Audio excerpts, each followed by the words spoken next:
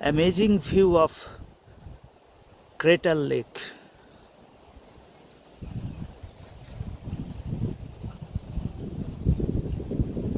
জায়গাটা হলো Mount গাম্বিয়ার, south Australia. লেকটার নাম হলো ব্লু লেক। অদ্ভুত রকমের নীল রং।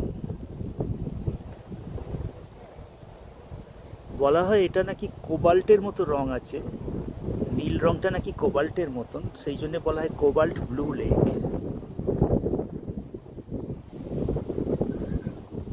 প্রায় ৫,০০০ বছর আগে এখানে অগ্ন্যুৎপাত হয়েছিল। জায়গাটার একটা বিশেষ অবস্থানগত বৈশিষ্ট্য আছে, কারণ চারদিকে লাইমস্টোন রিজিয়ন। এই জায়গাটা লাইমস্টোন কোস্ট নামে পরিচিত। মানে বহু লক্ষ বছর আগে জায়গাটা সমুদ্রের তলদেশে ছিল এবং লাইমস্টোন ডিপোজিশন হয়েছিল।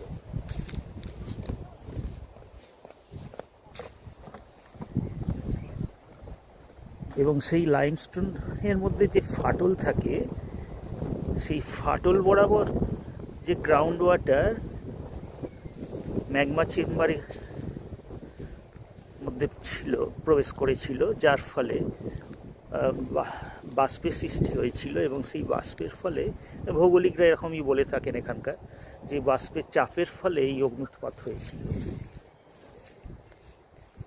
এবং পরবর্তীকালে জল পরিপূর্ণ হয়ে এটা হ্রদে পরিণত হয়েছে, জ্বালামুখটা। এই হলো blue lake, an explosive volcanic crater.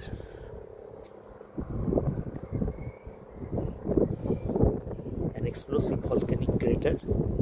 এখান থেকে পার্শ্ববর্তী অঞ্চলে শহরে জল সাপ্লাই হয়, মাউন্ট গ্যাম্বিয়ার টাউনশিপে জল সাপ্লাই হয়।